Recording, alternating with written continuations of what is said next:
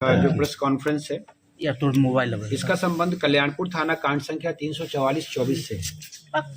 आप में से अधिकांश लोगों को विदित है कि आज से एक वर्ष पूर्व ठीक है 21 दिसंबर 2024 को एक डबल मर्डर समस्तीपुर जिला अंतर्गत हुआ था, जिसमें जमीन कारोबारी विजय गुप्ता और एक टोटो चालक गणेश सहनी इनकी गोली मारकर हत्या कर दी गई थी, जिसके संबंध में एक वर्ष पूर्व कल्याणपुर थाना अंतर्गत 344-24 एक केस दर्ज किया गया था। और इस कांड में अग्रिम अनुसंधान के पश्चात मार्च 2025 महीने में एक संदेही व्यक्ति थे सुधीर मधान, इनको उस समय जेल भेजा गया था। ये जब घटना कारित हुई थी तो जो मृतक थे उनके साथ उसी टोटो पर सवार थे, लेकिन संभवतः कुछ साक्ष्यों की कमी रहने की वजह से इनको जल्दी से जमानत मिल गई थी और ये केस हम लोगों के लिए चैलेंज बना हुआ था।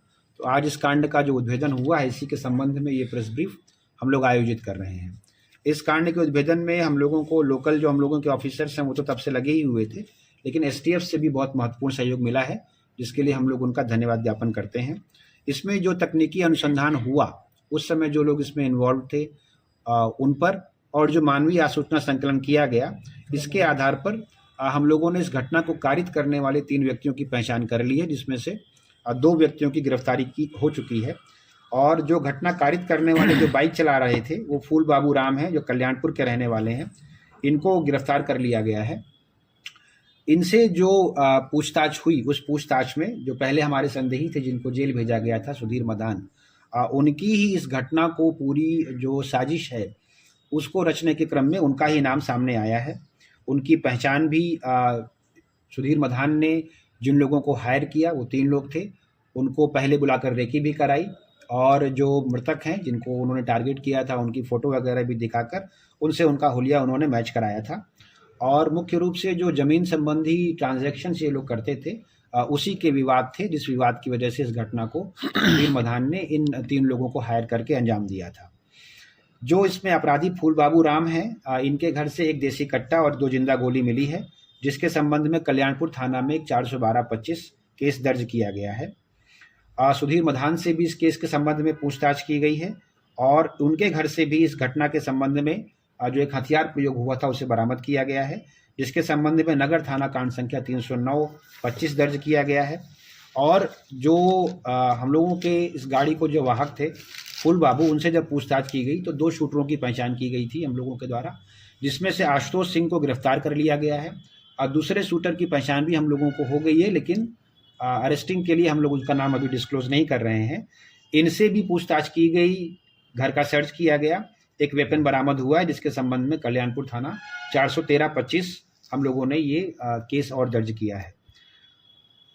इनके जो सुधीर मधान के लड़के हैं, इनकी भी भूमिका इसमें सामने आई है और कुछ किस्तों में जिन लोगों को हायर किया गया था इनको लगभग 5 लाख रुपए देने का प्रॉमिस किया गया था, लेकिन 1 लाख रुपए कई किस्तों में इनको दिए गए हैं, उनको भी गिरफ्तार कर लिया गया है।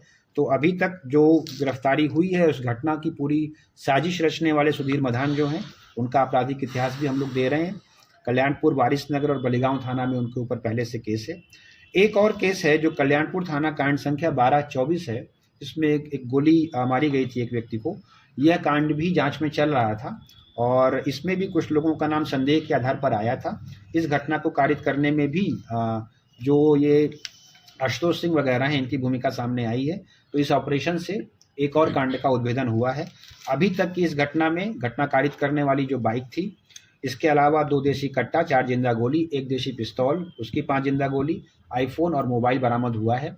और सबसे महत्वपूर्ण ये है कि इन लोगों के आपस की बातचीत, आने जाने, रेकी करने, इन सभी के संबंध में जो टेक्निकल एविडेंसेस हैं वो भी हम लोगों ने कलेक्ट किए हैं और हम लोगों की कोशिश होगी कि जल्दी से जल्दी हम लोग इन सारे अभियुक्तों के लिए इनको गिरफ्तार करके भेज रहे हैं।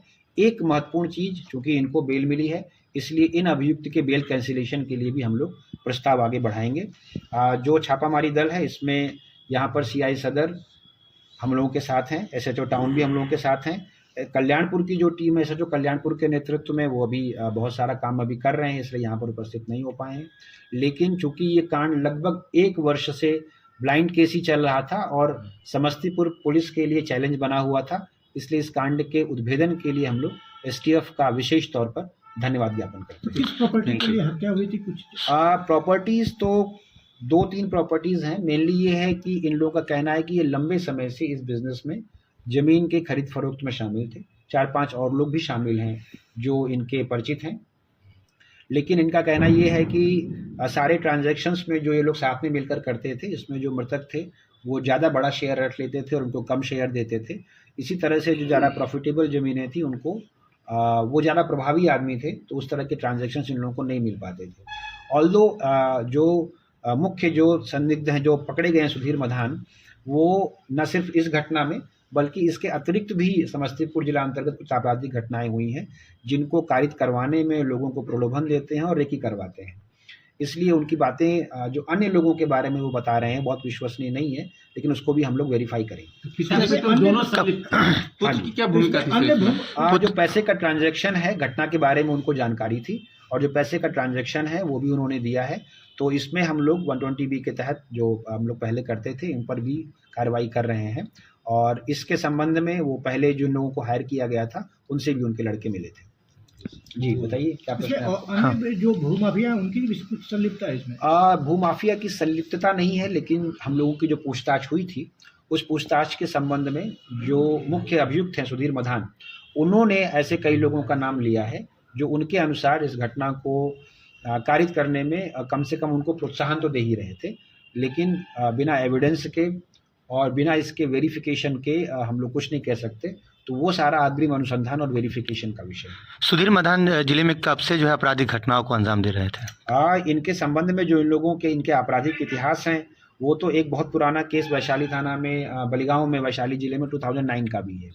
लेकिन इधर हम लोगों को कुछ जानकारी प्राप्त हुई है, कुछ जो ऐसी घटनाएं लूट और डकैती से भी संबंधित घटनाएं हैं उन अपराध कर्मियों के साथ भी इनका संबंध और इनका संपर्क पाया गया है। Thank you.